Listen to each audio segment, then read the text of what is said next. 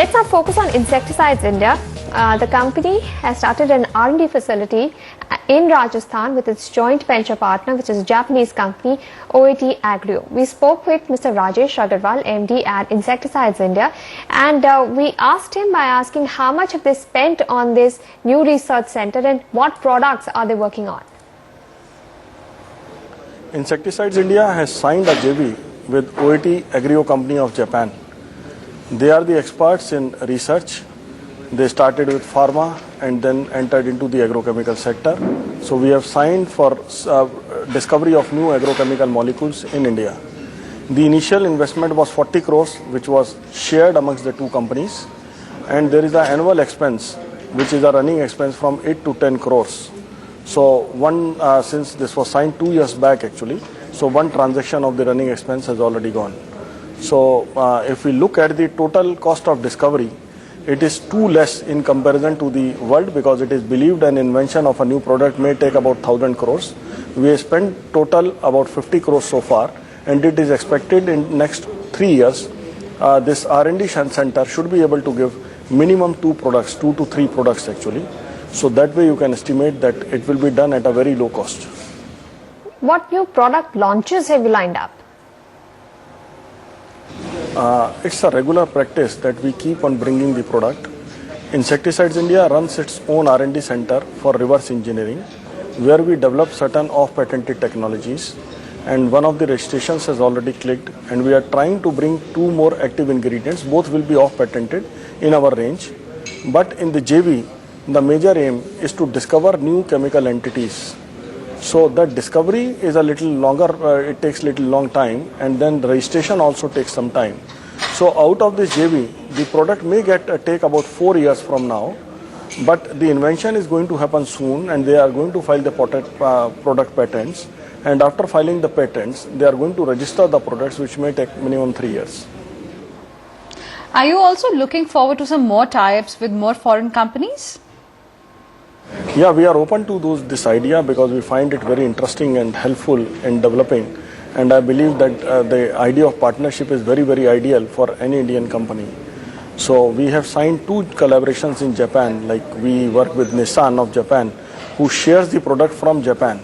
But I believe that this model is more interesting, because when you work in the JV in the country, there is no royalty going outside, because when I buy a product from Japan, I pay a lot of premium in the purchase price.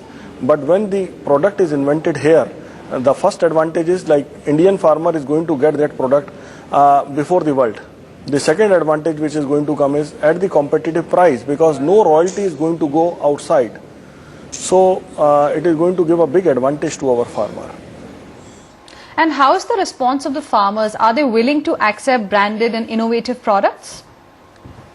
Yeah, farmers have shown a very good response for these type of products, because before 2000, 100% of the Indian market was generic. Only after this, actually, some new generation products starting seeing the entry into the country. Today, if we look at India, about 30% is the new generation product market and 70% is the generic market. This 30% market constitutes of both patented and off-patented products. So farmer has shown a very good interest, and he has given a very good premium on these products, because when the inventors came in and launched these products were launched at a very high price. But since the farmer saw the cost-benefit ratio, he started accepting it. But the Indian industry developed, and that started doing the reverse engineering of these products. And by reverse engineering, these products were domesticated, and the prices were brought down by 20 to 30%, which brought these products in the reach of common farmers in competition to some of the generic products. So farmer has shown very good acceptance for the new technology. Yes, you have to train the farmer, you have to work with the farmer, you have to work with him more and educate him about these products to develop these technologies. But once he sees the benefit, he is ready to accept the technologies. So let's talk about operations now. When will you break even in Dahej? What's the capacity utilization there, and how are you looking to scale it up? I believe that the break even is already achieved.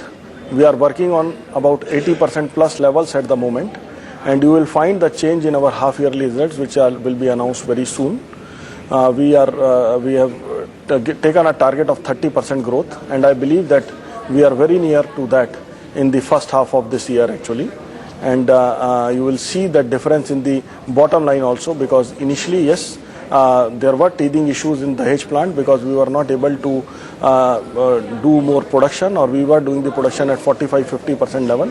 But now since we are doing 80%, so that will be achieved. In the next year, we are going to increase the number of lines which are there in Dahej, because at the moment we are working on 7 streams or 7 lines. Now we are going to add 2 more. One of the registration has already clicked, and we should start manufacturing in the 8th line in the month of January, February. So the 9th line will be set in due course actually, which will increase both the production capacity and the production of the plant. And I see next year working at 110-115% levels, because the capacity is set at about 10,000 tons per annum. And at the moment we are achieving 800 to 850 tons. Next year I see crossing 1,000 tons every month. What has been the impact of delayed monsoon on demand? There was a huge impact this year, because July and August are the major monsoons month, and they were very dry actually, and we saw rainfalls only in September. So there was a little change in the seasonal conditions, and that change resulted in the change in the agriculture, because there was a gap. Like generally the sowing pattern is such that a gap in a state is hardly 15 days from first farmer to the last farmer for a particular crop. But this year that gap exceeded to 60 days, almost 2 months, which means that the season is extended. Yes, there was a 10 to 15% loss in the initial 2 months, but I see a good recovery in the month of September. And since this Kharif season will get the extension in the month of October also, I believe that we will recover to a greater extent. What about the weakness in the rupee that we are seeing right now? How much is that going to impact your margins? I believe so far there is no impact actually, because this year since the expectation was that the rupee is going to remain on 60% plus minus 60 rupees or dollar is going to remain on stable on 60 plus minus levels. So we have not invested much on the dollar bookings actually. So the overall cost to the company is going to remain around 60-61 rupees actually, which means that the dollar spend would be in the budget actually. So the currency losses are going to minimize in this year, I believe, and the profitability will not get impacted due to the currency change. And what's your growth outlook? What are your projections for FY15 growth? I already said that we have a target of 30% plus growth. So we will cross 1,000 crore mark this year actually, and we'll reach near to 1,200. That is the vision. Right, so there you heard the management of Insecticides India talking about their business plan, and they are expecting, some good growth coming in FY15 as well. Mr. Rajesh Agarwal, MD of Insecticides India. We are slipping into a very short